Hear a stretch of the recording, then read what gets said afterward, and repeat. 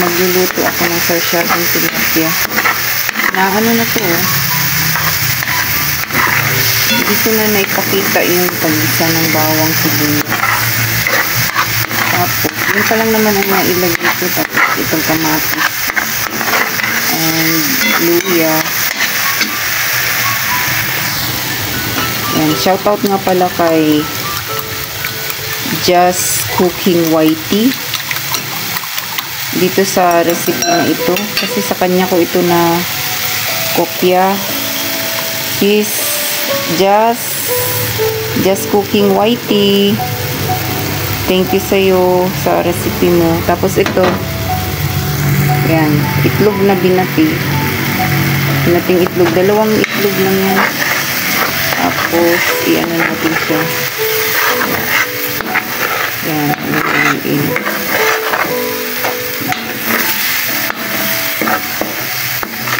Marami akong kamatis. Pero 2 ano lang yun, kamatis. Malalaking kamatis. Tapos, yung tilapia, naipito ko na. Ito na yung tilapia. 3 tilapia. 3 tilapia siya.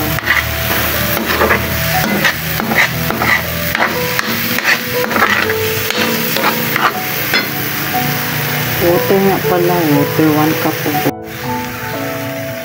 So, ito ang tubig. Lagyan natin ng tubig. Ang cup. Nalagyan ng snap kasi dapat kanina ko pa pala ilagay yung tubig. Pero okay na.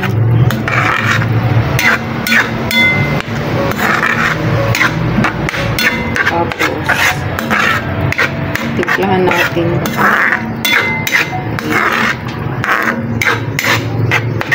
Timplahan natin dyan.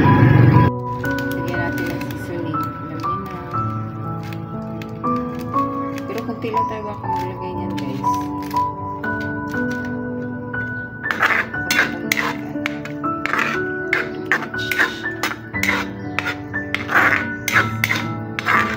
Cup lang talaga pala siya. Kasi, ano siya.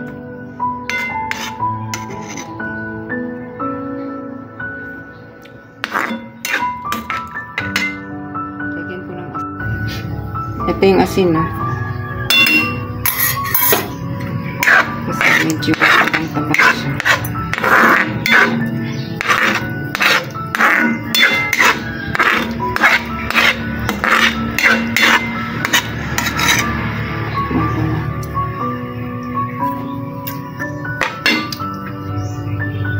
Yummy na. Di pala siya na ano, wala palang apoy, kaya pala siya pulo. Kalimutan ko pala buksan ang stove. So, iyan na natin. Let it simmer daw. Let it simmer. Yan. So, iyan na, guys. Yan. Let it simmer.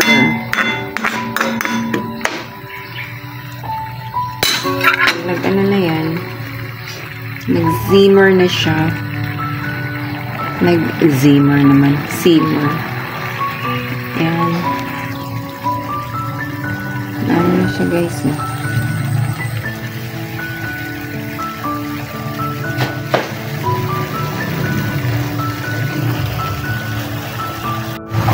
So, dahil kumakulo-kulo na siya, pwede na natin ilagay yung ating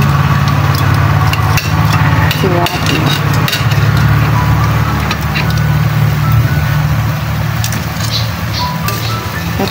Tatlo yung dun sa ano ni Just tatlo. Kaya tatlo rin ginawa ko.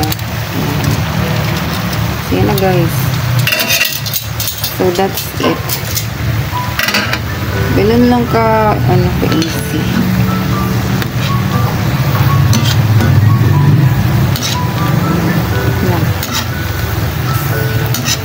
And we're done. We're done na. Done na siya. Thank you guys for watching again. Shout out sa mga subscribers, sa mga viewers. Sana nagustuhan niyo yung niluto ko na sarsyadong tilapia. Guys, magluto rin kayo nito guys. Promise. Napaka-budget friendly niya. Alam niyo naman ako, sinis budget. Thank you again. Thank you once again. Bye-bye.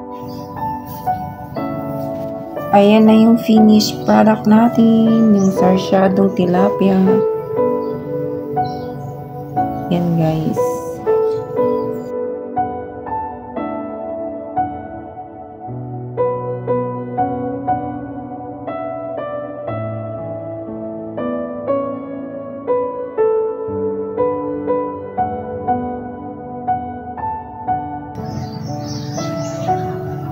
Yan guys.